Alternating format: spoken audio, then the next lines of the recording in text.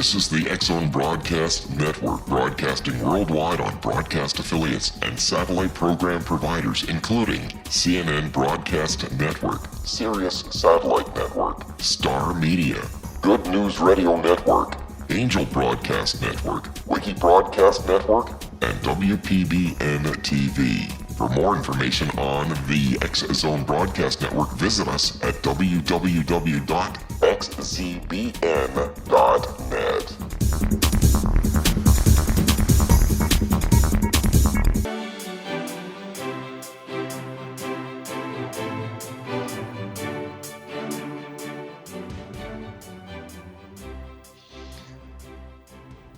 A vast universe exists within and beyond our reality.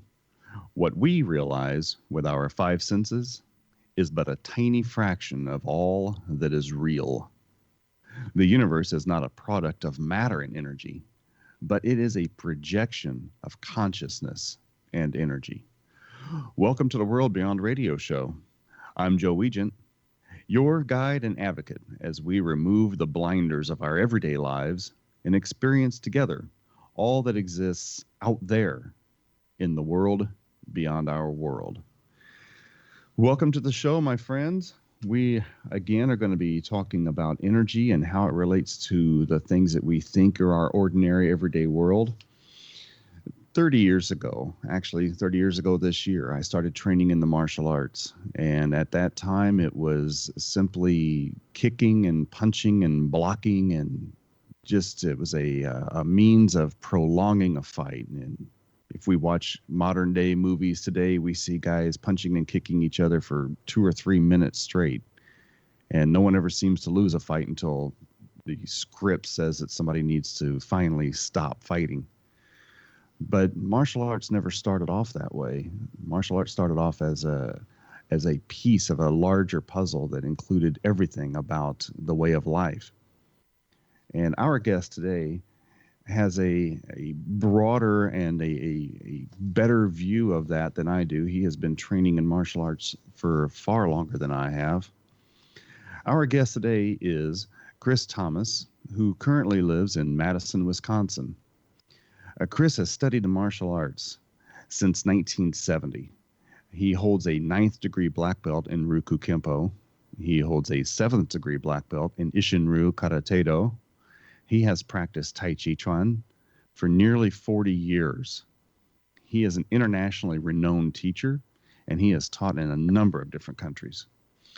He is the chief instructor of Kyusho Jitsu Kinkyukai, and he produces the Masterclass with Chris Thomas, which is an online video instruction program which provides its subscribers with exclusive content, and at this point it's over 200 videos on pressure point fighting, traditional weapons, Tai Chi Chuan, with real fighting applications, Ryuku Kempo, Isshin-ryu, and self-defense re-scripted.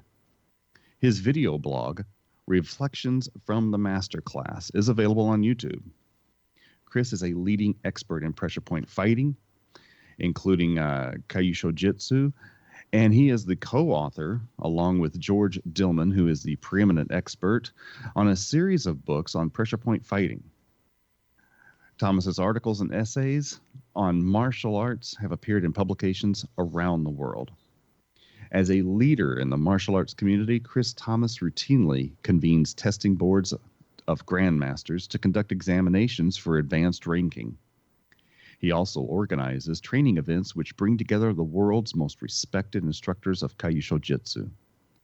Chris Thomas himself has taught seminars on pressure point methods and self-defense rescripted around the world. In addition to seminars in the United States, he has taught in France, Germany, India, Spain, Switzerland, Oman, and Canada. While on his second trip to India, Chris provided training for the cadets at the State Police Academy in Mumbai. After nearly 50 years of martial arts training and study, despite being highly regarded as an instructor, Chris Thomas continues to practice and study as a student of the martial arts. When asked about this, he likes to quote the great Pablo Casals, "I think I'm making progress. So I'd like to officially welcome Chris Thomas to the show. Chris, how are you doing this morning? Hey, thanks, Joe. Thanks for having me on. Always. I have been doing this for 30 years, studying martial arts and energy and all these things. And anytime I can talk to somebody and learn something along the way, it's always a victory for me. So I welcome you to the show. We're going to have some fun today. Before we start really getting into our conversations, we're just about ready to head into a break, but I just wanted to welcome you to the show, and we're going to talk about energy and how it works with martial arts and Tai Chi, and as a complete part of the way of the East and the Eastern philosophies. And so I'm really looking forward to that, and I'm really seeing what you can bring to our show today. I've got every one of your books, and so that's a start right there. So we are going to head off to a break right now, my friends, and when we come back, we're going to be talking with Chris Thomas on traditional Chinese medicine, martial arts, and energy. Stay tuned, and we'll be right back.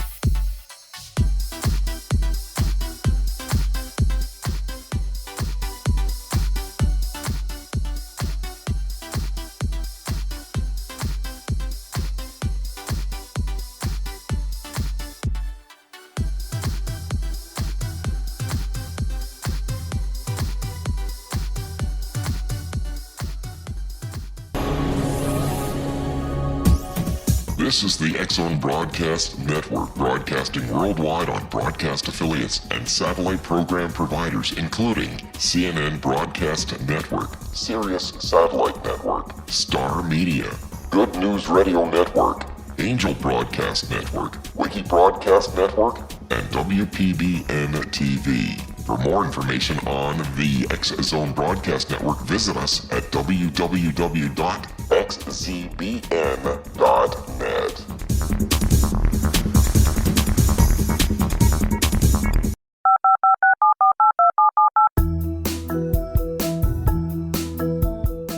Did you know that when you're on the road with limited data or Wi-Fi, you can still listen to the X-Zone Radio Show with Rob McConnell, The Science of Magic with Gwilda Wiyaka, X-1, Dimension X, Space Patrol, and every minute of the X-Zone Broadcast Network by calling 213-401-0080, courtesy of Audio Now. No smartphone, app, or internet needed. It saves your data plan, and it's free if you have unlimited minutes.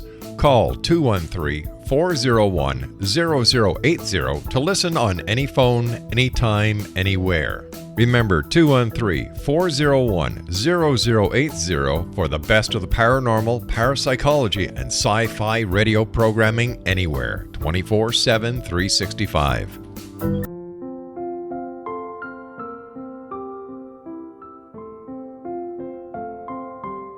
I am Dr. Carl O'Helvey, founder, president of a new cancer foundation focusing on evidence-based physical, mental, and spiritual interventions, including natural cancer cures, prayer, meditation, affirmations, nutrition, and other related holistic cancer prevention and cure modalities. These are used in cancer education, research, and financing care. I ask for your help to continue this important work by donating at www.holisticcancerfoundation.com.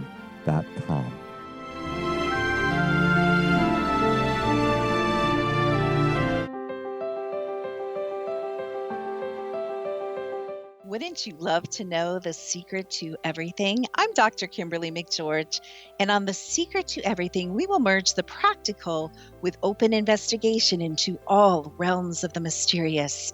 We will talk to cutting-edge alternative health practitioners, those who inspire and motivate you in business and life, And of course, we will share stories of the paranormal, conspiracy, and cryptozoology.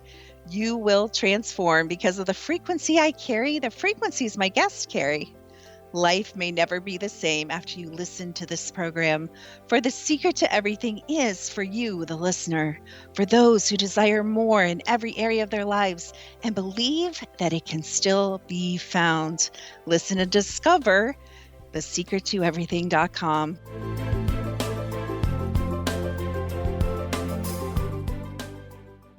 Little children aren't the only ones afraid of the dark.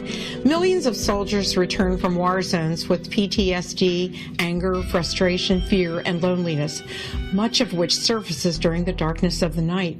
You have the chance to change the lives of these American heroes. Songs and Stories for Soldiers.us provides free MP3 players for these men and women. With a list of 3 million songs in 16 different styles, 100,000 audiobooks, and 30,000 old-time radio programs, every veteran can find something to soothe and comfort them at no cost.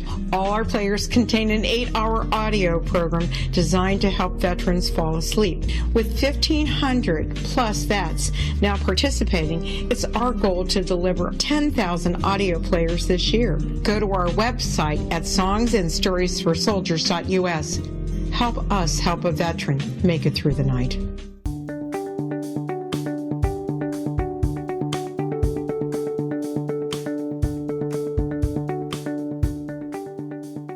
Welcome back, my friends, to the World Beyond Radio Show. I'm your host, Joe Weigant, and today our guest is Chris Thomas, who is a master of the martial arts and the method of the meridians and Kyusho Jitsu. Chris, welcome to the show today. Thank you so much, Joe. It's good to be with you. You know, I've got every one of the books that you and Professor Dillman have put together over the years. And like I said, I've been studying this since 1987. And this is a fascinating topic. Can you tell us a little bit about your background? How did you get into this? And how did you get into the martial arts and studying this kind of thing? Well, when I started martial arts, it was my experience, just like yours: punch, kick, block, extend the fight. I came out of a system, though, where the ethos was that you should be able to finish a fight with a single strike, and that was sort of the emphasis. But it was always hit him harder. You want to finish it with a single strike, hit him harder. And it was, I think, after I'd been training for 18 years that I met Professor Dillman. I was invited to come to a seminar by an old dojo mate of mine who I trained with back in the 70s. And I walked in, and I had with me one of my students, and we walked in the door. I think at the time, I had second-degree black belts in Japanese Shotokan and also in Isshinryu. And we were wearing our Isshinryu gis. My colleague was a first-degree black belt in Isshinryu, and we walk in the door, and Sensei Dillman, who I did not know, and did not know his history, so I didn't know he also had trained Isshinryu as his first style. So when he saw our patches, got very excited. We were like family to him. "You're Isshinryu," he says. Then he names a pattern of form, what we call kata, from the system. He says, "You know the kata seisan?" I said, "Yes." He said, "Do you know this move?" I said, "Yes." He said, "Do you know what it's for?" I said, "No." And then he grabs my student and bam, just taps him on a couple pressure points and knocks him out, just lays him out. And, here for, at that time, like 18 years, I'd been training, trying to figure out how to do this thing where a person is defeated with a single movement, and I just saw it demonstrated. And I thought, I am in the right place. And it opened up everything in the martial arts to me, because I will always love doing the forms, the old traditional patterns. They were very comfortable for me and made a lot of sense to me. Even if I had no clue what I was doing, there's something that felt right internally. And suddenly here I was seeing how those same motions I'd been practicing over and over again now made sense, were amazingly effective. And it had the reverse effect that it changed how I did movements. Because once you have a sense of how a move is to be used, it begins to shape how you perform it. And I realized that a lot of what we were taught was kind of wrong. It gets stylized, it gets stretched out, it gets exaggerated because people didn't really understand what it was for, and so it tends to become more dance-like or just sort of overwrought in its performance. Which is why you turn on now and you watch somebody doing a competition, and there's a lot of screaming and yelling and ridiculously low stances and no power and no strength and no manifestation of energy anywhere. I like to call that gymnasticata. Because they're bouncing around and jumping in the air and doing all these flips and turns and screaming as loud as they can, and I'm like, that's not really gonna do a whole lot of good in a fight, pal. Not at all. Not at all. It's funny. Go ahead. Well, I was going to say, as Sensei Dillman first was introducing the pressure points to us, he kept saying things like, well, these are the same points used in acupuncture. Yes. And at first, we're just trying to learn a couple of points and make them work. But, I had been a avid consumer of martial arts literature. I have a pretty good library of books. I would buy just about anything and add it to my library. And I stopped. When I met Sensei Dillman, I stopped buying books on martial arts, and the books I bought were on anatomy and acupuncture. And that was the study that we went to. We had the movement, we had the physical technique, we just didn't have the understanding. And acupuncture really unlocked a lot of clarity for us in terms of how moves worked and how bodies reacted, and it's been fantastic. My teacher told me, he said, this is a lifetime study, and I've been at it for a long time, and I'm always discovering new things that are unexpected and surprising. The rabbit hole goes really deep. I agree. I met Dillman at a seminar in 91. And at that time, I was a brown belt, and I had fought a lot of black belts and got hit pretty hard over the years and had never been knocked out. And he's walking around the room talking about how to read a person's body, physical structure, to know where their weaknesses and their strengths are. And he took one look at me and he goes, "Oh, look at this guy's jaw." And he's got this big Superman jaw, and he goes over and literally touches me on the jaw. And not only did I, get knocked out, I flew. I can actually feel my legs coming out from underneath me. And next thing I know, these guys are, trying to get me to wake back up again. And I'm going, whatever that was, it was cool. And I want you to do it again. And, here's the first guy who's ever knocked me out. And he did it by touching me. And I said, okay, I'm sold. What do you got to do? Well, and there you go. You just described the attitude of a real martial artist, which is like this. Bam, ow, that was great. Do it again. Bam, ow, that was great. Show me. Exactly. That's why every time I ever went to a seminar, I always try to put myself up front, because if there's going to be something demonstrated, I want you to do it to me first. I don't care if it hurts. I just want to know I can feel it, so that way whenever I do it to someone else, I know what it feels like. When teaching, I tell people that this is an art. You have to see it, you have to feel it, and you have to do it. Not always in that order, but those are the three things that are required to be able to perform it effectively. What fascinates me is that nowadays, the way that the West looks at martial arts training, we take this thing, this black belt, whatever that means to us. And most people in America now equate that to some kind of a bachelor's degree. You have to go get your black belt before you can do anything else. But on the way to black belt, you've got all these different colors and all these different things that never really existed in the ancient martial arts world. But, people, when I tell them that old masters only did one kata, and that's the only kata they did for their whole lives. Funakoshi did Nahanchi, and that was the only kata he did for 10 years until he wrote the Teokis. And now we've got guys who are getting their black belts and they know 22 katas and they don't have a single idea what these movements do. Yes. Yeah. Now, I don't know if you're, to the extent that your listeners understand, because you and I are starting to use jargon. If people watch martial arts, they see folks doing routines that you might call shadow boxing, or sequences of patterns that usually begin with some kind of formal bowing or salutation and move through a bunch of movements and end. And so we in the martial arts refer to those as kata if our traditions are Japanese. We usually just call them forms if we're talking in a Chinese tradition, and I think the Korean term is pumse. But I never really trained Korean style, so their vocabulary is less familiar to me. Yeah, and you're right. I spend a lot of my time when I travel around the world teaching is just saying to people, oh, here's this move that you have in your form, in your kata, in your Tai Chi, and here's what it's used for. And the startled reaction looks that I get from people is amazing.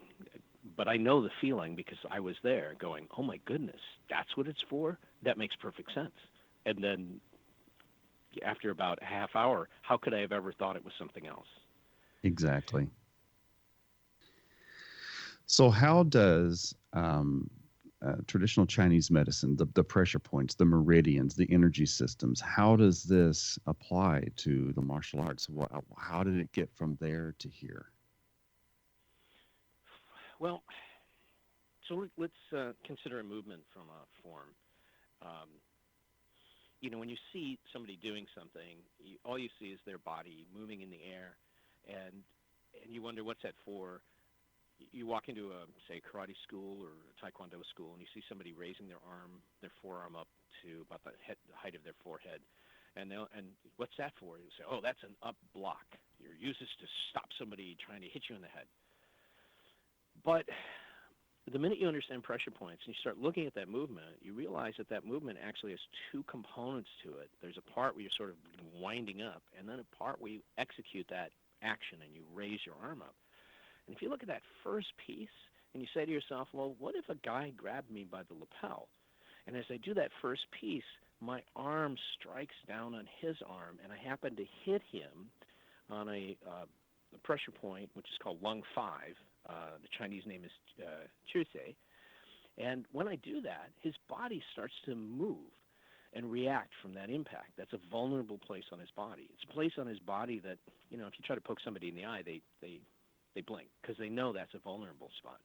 You don't think of a spot on your arm as being vulnerable, but it just so happens it is.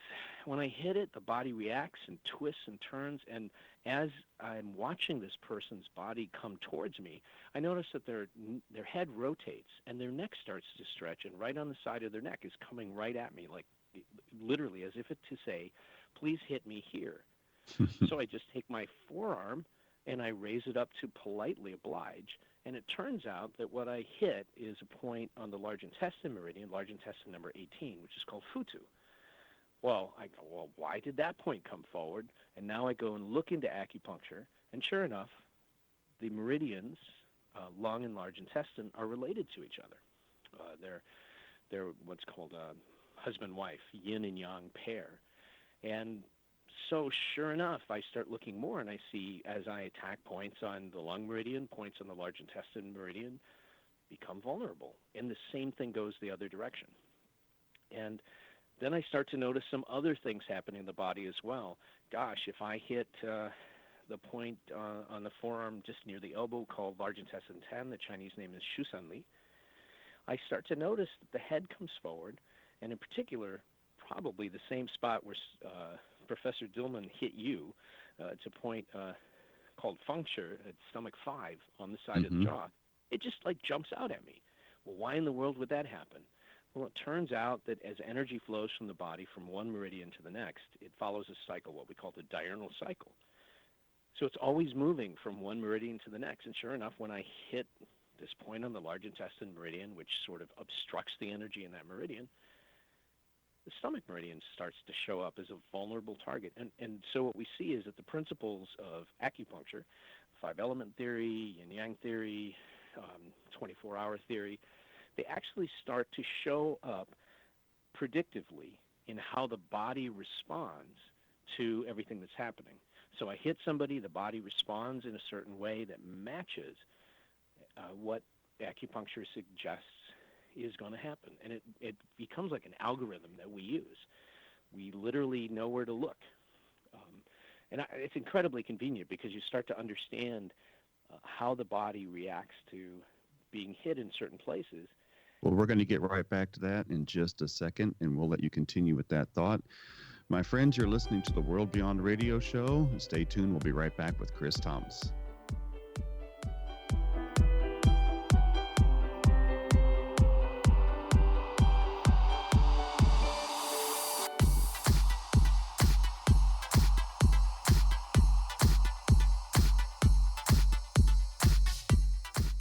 Hi everyone, Rob McConnell here, and I wanted to spend a moment on internet streaming. Everybody has heard about internet streaming, but not many know much about it. Did you know the internet streams just about everything? Movies. From new releases to old classics. TV shows. Almost every show, every episode, and much more. But the question has always been, how do you do it? Well now, thanks to the folks at 123 Ready TV, I have the answer for you. They have developed a simple program app, 123 Ready TV, that you install on your Windows PC, Android smartphone, or Android tablet that can have you streaming like a pro in less than 5 minutes. You truly won't believe how much is available or how easy it is to do until you try. And for a one-time cost of only $19.99, this product is a real winner. To learn more about 123 Ready TV, visit our website at www.xzbn.net.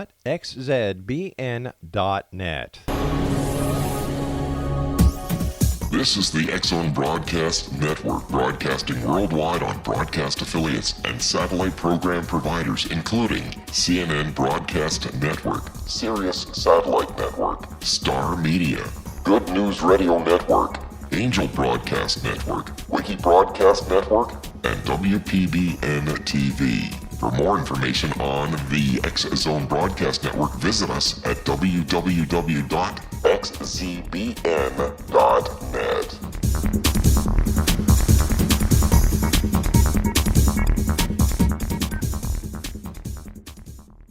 How would you like to be able to read other people's minds? Well, the next best thing is here. When you know how to read a person's name, you know how the person thinks, feels, and behaves. Each letter in our name holds a key to unlock our true essence. Our name contains both our gifts and challenges in this lifetime. Mnemology science discovers personality secrets hidden in the placement of the letters of our names, including the first and last impression people remember about us. Sharon shows us how to interpret the arrangement of letters as outlined in her book, Know the Name, Know the Person. Sharon Lynn Wyeth created mnemology science after 18 years of research and testing her theories, and has supported thousands of people around the world in understanding themselves and others better. You'll enjoy Sharon's unique teachings as she shares her system to learn the gifts behind your given birth name. Even if you don't like your birth name, there are jewels in this book. If you're thinking of changing your name, ready to name your child, or wanting to get along better with others, this is the book for you. If you'd like to improve your relationships and change your life for the better, get the book today, Know the Name, Know the Person, or visit www.knowthename.com. That's www.knowthename.com.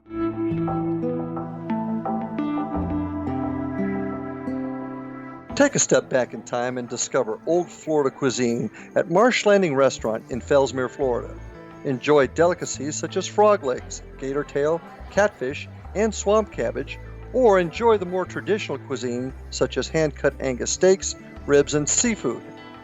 Join us for breakfast with a southern flair featuring sweet potato pancakes, biscuits and gravy, and much more. Planning a party? Marsh Landing's private dining rooms can accommodate groups from 8 to 80 people. While you visit, enjoy the historic pictures, artifacts, and stories that line the walls. Marsh Landing is truly a unique experience. Marsh Landing Restaurant, 44 North Broadway in historic downtown Fellsmere, or visit marshlandingrestaurant.com. Marsh Landing, old Florida cuisine at its best.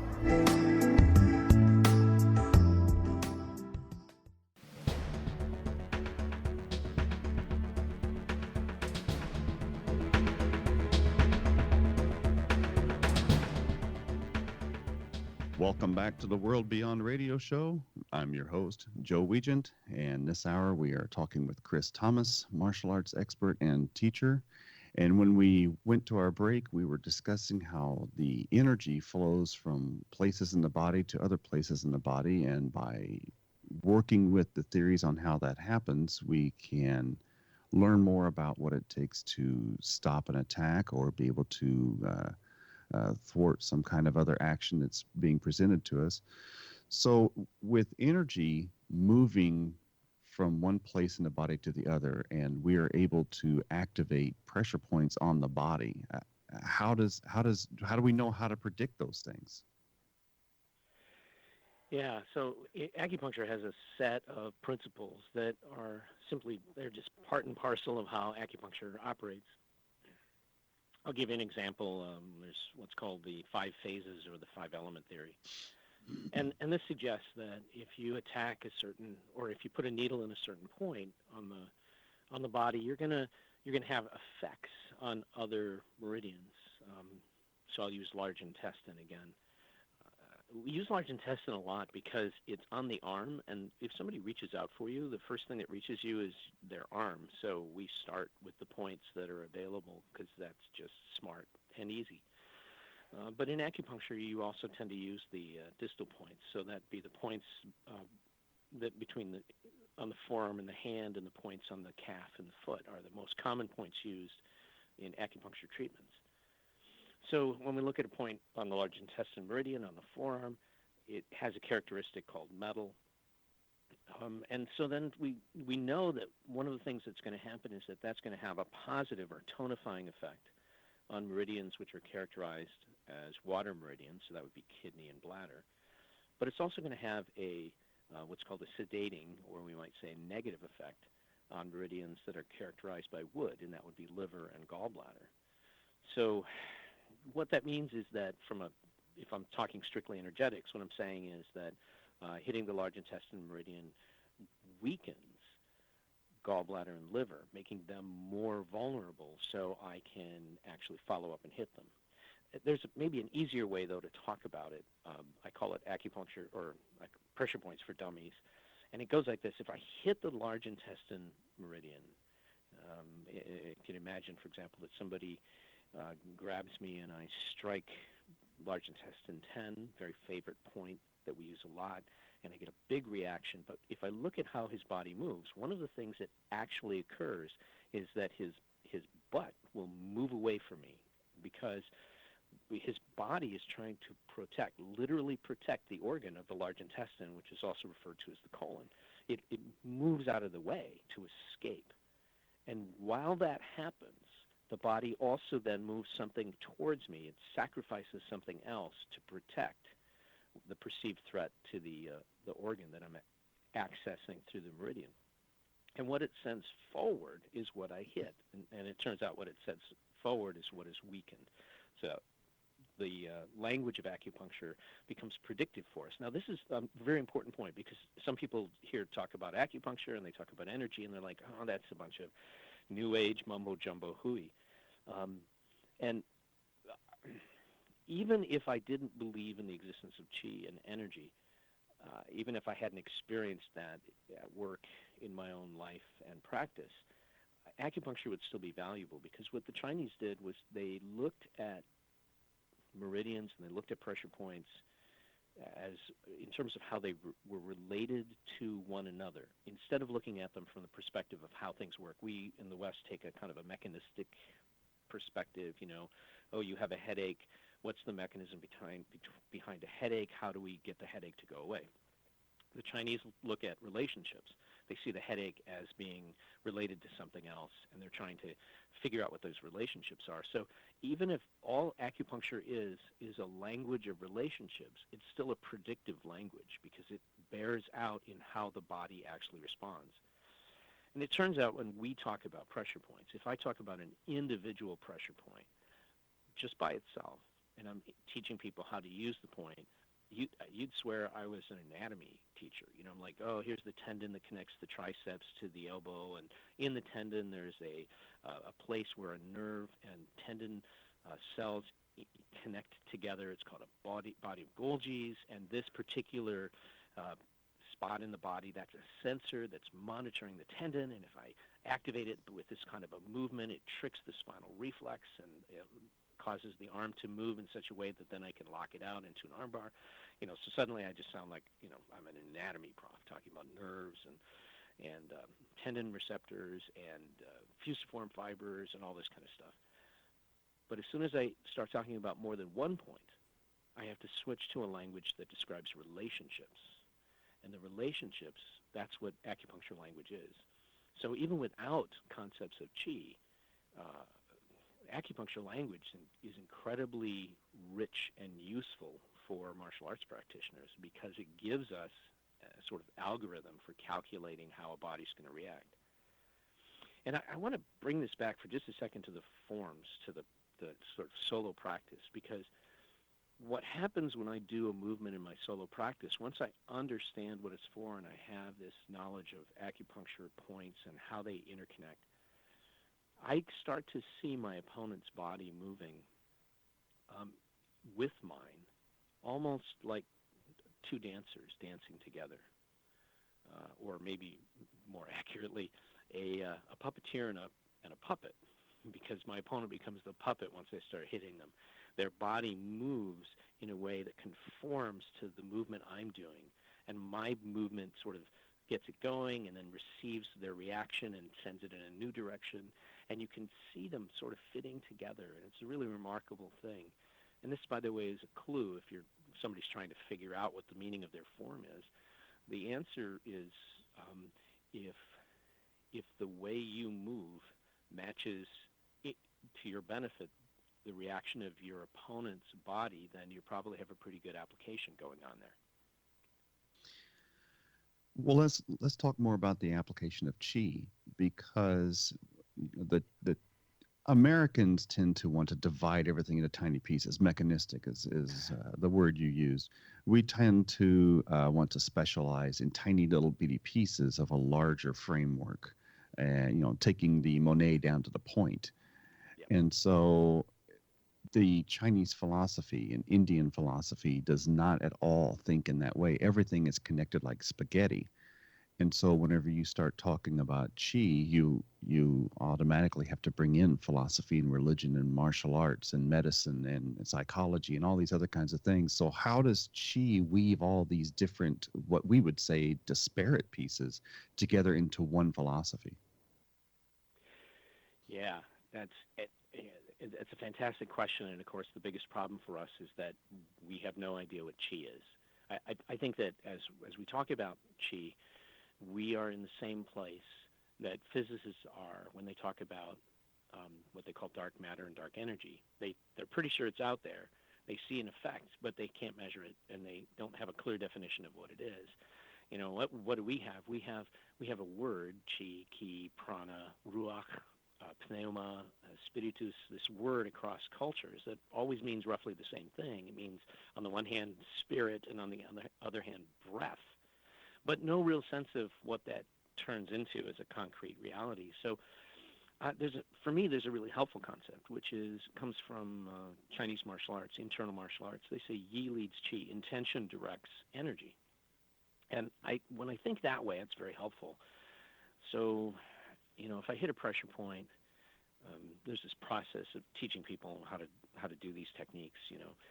First, it's here's the point, here's how you activate it, here's the angle and direction, and you go through this sort of process of kind of trying to get the body to feel it, and then here's how the physical feeling is. But then there comes a point where you have to start projecting, and we say project your qi. We have to start directing your intention through the point. And when you do that, there's a significant increase in the effectiveness of the technique. And it's measurable. And people, when they do it, they're like, oh my goodness, that's just huge. And you can't describe that mechanistically, and you can't break that down, because what's happened is that you've committed some aspect of your being to that strike, which is not your arm. It's more than your arm. There's a deeper aspect to it. So the movement of intent through what you're hitting, that carrying with it the energy that we call qi, has such a significant component. I find that for myself, because I am a martial artist, I'm very much a pragmatist. if you think about theoretical physicists and engineers, the engineers are the pragmatists and the physicists are like out there thinking about grand theories. I'm the pragmatist. On the one hand, I'm more than content to say I totally believe in the existence of what we call chi. I've seen too many manifestations of it not to. But even if somebody said there's no such thing as chi, I'm like, I'm okay, because this still works. What? Maybe it's something else. It still works, and that's what I care about. And it has this profound effect, in terms of a self-defense movement. But I also recognize in my own personal practice, it's healthy for me. And so as long as it works, I'm okay with. You can call it Fred if you want. It works, and it's important, and I'm going to go with that. I get the same kind of reactions when I try to describe Reiki to people. About it's a healing energy, and you can move it with your mind, and just like what you said, intention leads the direction. Yi leads the chi, and so your intention is what gets that Reiki energy flowing, that chi to flow and get balanced and corrected in another person. And I get the same reactions you're just talking about. Well, I don't believe in that, and I usually say, well, I don't believe in gravity, but I've seen it too many times to discard it. Yeah, exactly. I also don't roller skate on stairs. Yeah, exactly. So even though we have this thing that we can't see, we can still photograph chi. We've got Kirlian photography where we can take photographs of the aura, and that's chi energy. That is our energetic body. That is, the thing that we're talking about today. And, there are devices where we can actually narrow down pressure points. We can find them with pendulums and with dowsing rods and those kinds of things. It's there. We can find it. We can actually quantify it. We're actually seeing more and more ways of measuring the location of acupuncture points in what we consider Western measuring tools. Acupuncture points are characterized by a difference in electrical impedance. And so they have lower resistance to electric current compared to the neighboring areas on the skin. And so there are methods to measure it using potentiometers and things like that. But even recently we've seen there was some research done. They think they might have identified an anatomical body, which would be exactly what the acupuncture points are. That was just in the last year. There was some stuff about that. So we're getting closer to a place where we can say, well, here's a thing, here's a discrete thing. But, talking about chi is a little bit like talking about mind. I mean, we know there's a brain, and we can see how the neurons work, and you can put somebody in a functional MRI, but you still can't locate consciousness and take a picture of consciousness. Exactly. We're going to come right back to that in just a second. Folks, you are listening to the World Beyond Radio Show. We're talking to Chris Thomas. Stay tuned, and we'll be right back with more.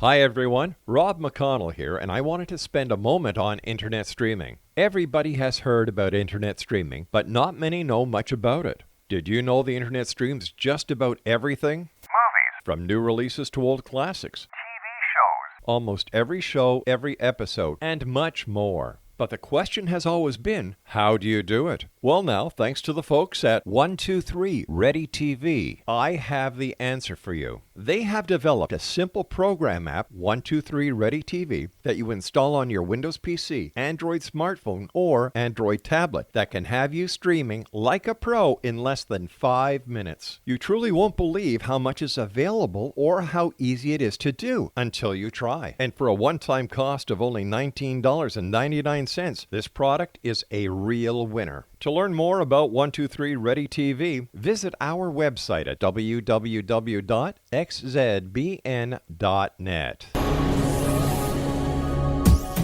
This is the X-Zone Broadcast Network, broadcasting worldwide on broadcast affiliates and satellite program providers, including CNN Broadcast Network, Sirius Satellite Network, Star Media, Good News Radio Network, Angel Broadcast Network, Wiki Broadcast Network, and WPBN TV. For more information on the X Zone Broadcast Network, visit us at www.xzbn.net.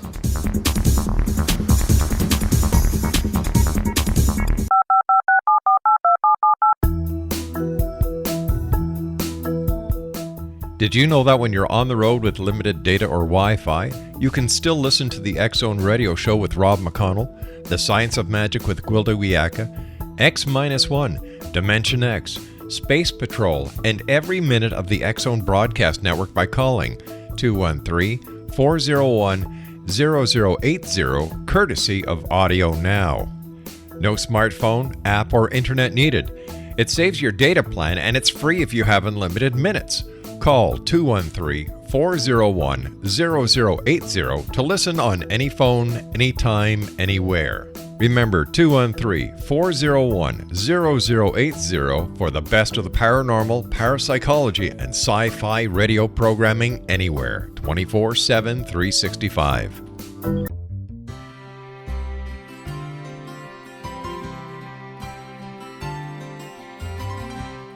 True healing must address 4 levels: physical, emotional, mental, and spiritual, for us to live joyful and productive lives. We tend to treat 3 of the 4, leaving the spiritual languishing.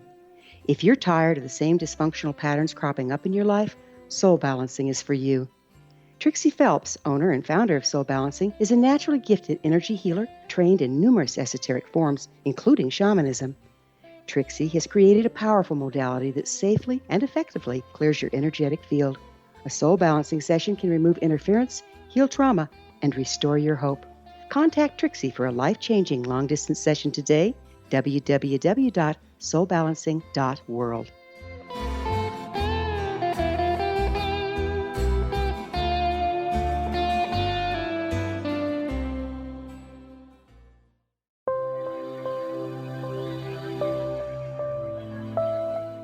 There's a legend shared by many indigenous cultures of a time when the nations were cast to the 4 corners of the world. Each nation was given a body of sacred knowledge that held a different portion of the truth to preserve. True reality could not be known until all the nations reunited, combining the information.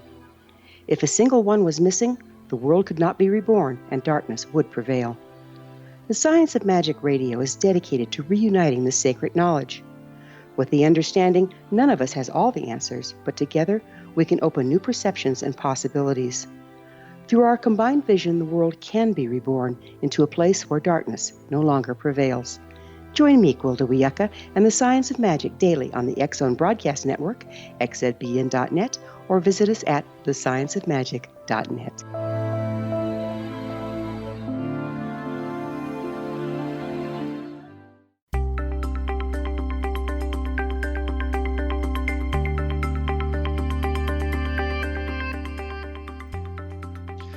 Welcome back, friends. You are listening to the World Beyond Radio Show. I'm your host and guide, Joe Weigant. As always, our show is produced and distributed by the ever-expanding leader in New Age, paranormal, alternative health, and supernatural programming, the X Zone Broadcast Network and Relmar McConnell Media Company at their corporate headquarters and master control in Hamilton, Ontario, Canada. To learn more about the World Beyond Radio Show, your host, or to learn of a wealth of other amazing shows and hosts, please visit www.xzbn.net. To contact me or to inquire about being a guest on the World Beyond, please email me at joeweigant, that's Joe, Weigant, at xzbn.net. For more information, you can also visit my websites, www.paranormalpeace.com or www.reikichoice, that's REIKI, choice.com. Our guest this hour has been Chris Thomas, and Chris Thomas can be reached by email at humanetacticalsolutions@yahoo.com. He also has 2 websites, KJK-Karate and Pressure Point Tai Chi, all one word, Pressure Point, TAICHI.com. So, Chris, before we take off today, how can we increase the flow of chi? Can we do that by meditation? Is it handled by diet? How do we experience for ourselves that energy that we call chi? Well, if we understand that the linguistic origin of the word chi is related to the word for breath, in just across every single culture. I mean, breath, spirit, breath, spirit, in culture after culture. That gives us the first clue. You want to build your energy, you start by controlling your breathing. So for me, the first place that you begin is breath control techniques, and there are scads of them. And then we begin to add other aspects. Like, for example, we know from martial arts practice that certain positions and postures move energy in different ways.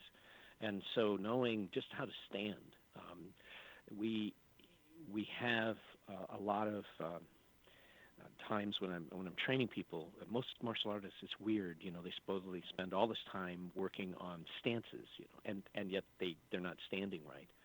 And when I fix them and get them in the right stance, suddenly you'll see their body alignment will just kind of lock into place. Their shoulders will relax. And they're busy thinking about the fact that some muscle in their leg is hurting, but all of a sudden their body is relaxed and soft and pliable, and the energy is moving really freely. So there's a lot about posture and relaxation that's incredibly important. Though you can think of it this way: the top half relaxed, the bottom half like a mountain. Because we have to stand, so our stances are stable and strong, and the top is relaxed and sunk. And when you get those things right, if all you do is breathe and stand well, you're going to start really moving your energy. Then we add the component, I think, of intention. Intention to me is really so critical.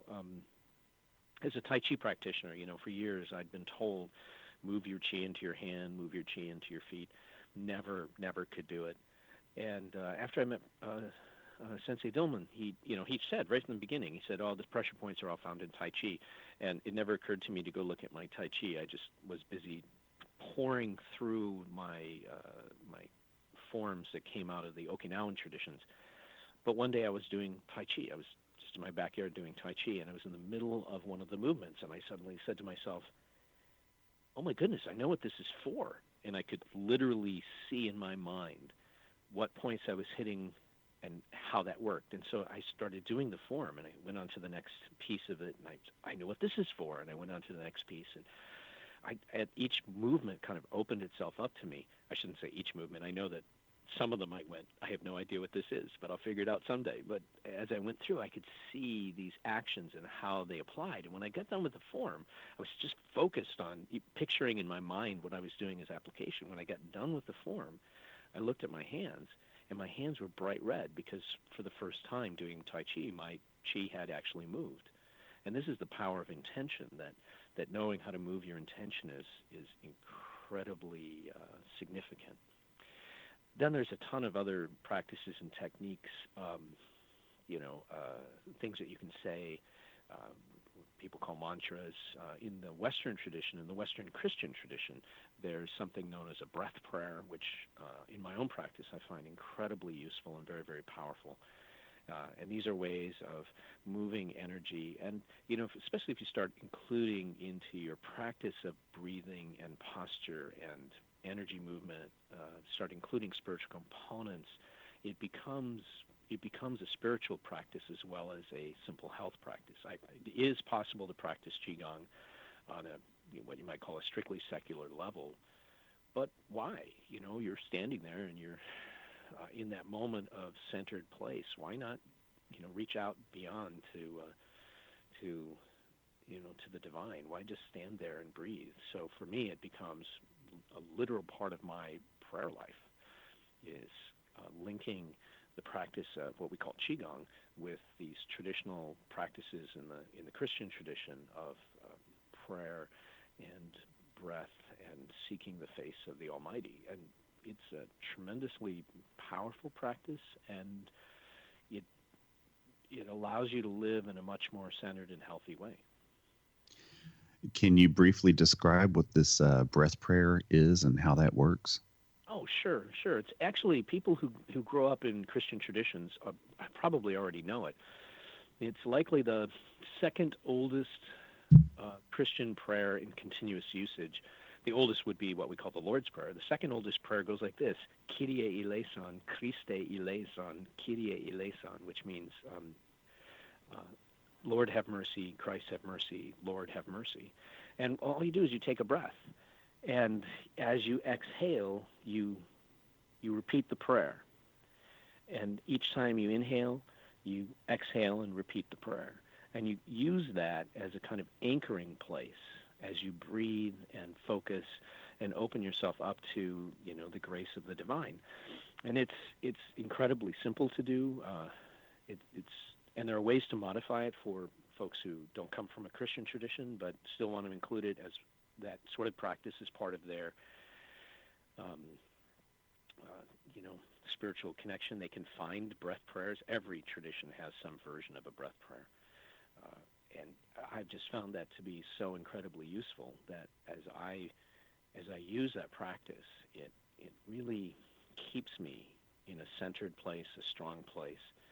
And I feel the movement. I feel the movement of that energy. And I also use it,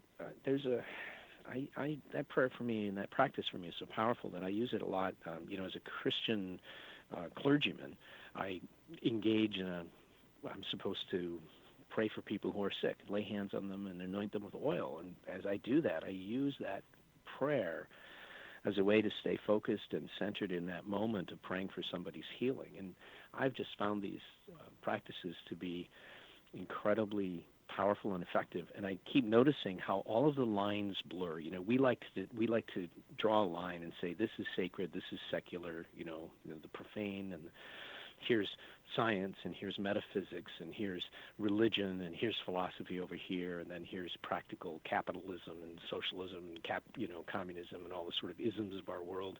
And all of a sudden these lines start to blur and disappear, and everything starts to integrate and become a whole. And that's how I choose to be living this world. I'm going to live in a kind of whole and consistent way. I'd just as soon be basically the same person in every setting, not like putting on a show for people or trying to be one kind of person one place and a different kind of person somewhere else.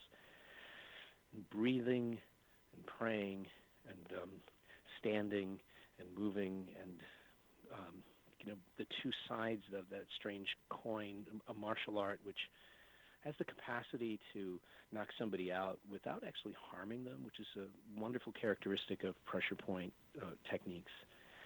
On the one hand, and living a life of compassion on the other hand, these things they begin to become part of a coherent whole. And for me, that's an incredibly valuable and powerful practice.